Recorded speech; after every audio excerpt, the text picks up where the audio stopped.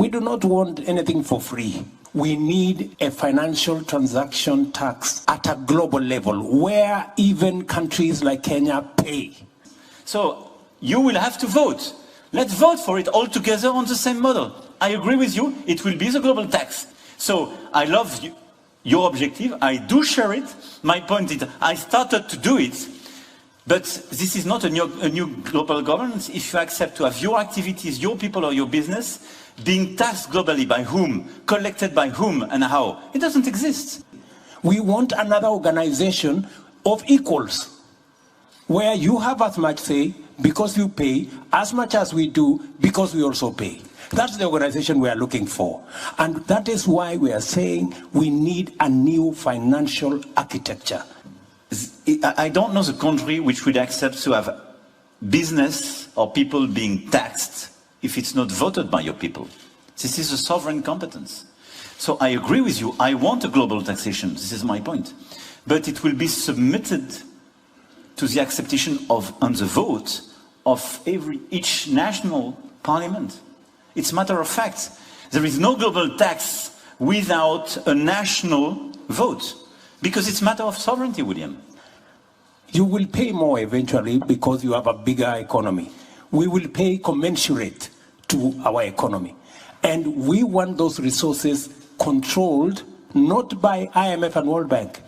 Because IMF and World Bank, you have the final say. We don't have no say. We want another organization of equals, where you have as much say because you pay, as much as we do because we also pay. That's the organization we are looking for.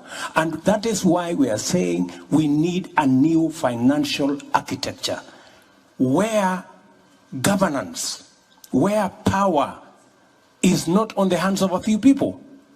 We can agree on the governance of the institution. We can agree on the sharing of power so that all of us have access to resources that go to making sure, number one, renewable energy. We invest in decarbonization. Number two, adaptation, mitigation, smart agriculture. Number three, restoring our planet, restoring our biodiversity, and making sure our carbon sinks work. This is what we are saying, and we would appreciate a little understanding. We want to be, we are talking the normal. If we continue talking the normal, Emmanuel, we will never solve this problem. Things are not going forward, they're going backwards.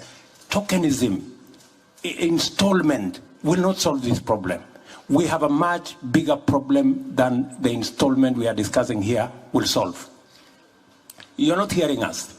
I will, if I may.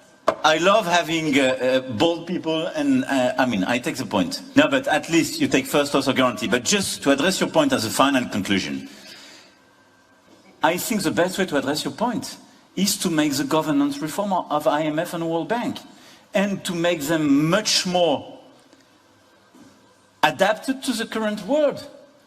And I totally agree with the new financial architecture proposed this morning by the Secretary General. Let's not create a new one. Let's just transform the ones we had. And final point, what we are discussing, I'm sorry, but I've been involved in this business probably for too many years. But it's not business as usual.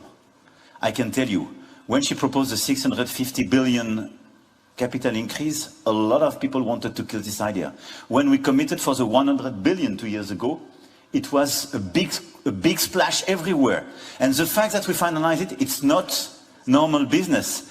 Otherwise, if going from 30 to 100 means nothing, I mean, what is the meaning of our concrete action? So if we deliver concretely what we are discussing today, it's a huge transformation of the model. But it's not the end of the game, I agree with you. We do need an in-depth transformation of our global governance, for sure. And we do need a governance of World Bank and IMF reflecting this world, this new demography and the new dynamics. So let's follow up that in the proper session, and we can finalize this evening and tomorrow, but now we are running big time out of time. Thank you very much to all of you, and let's deliver.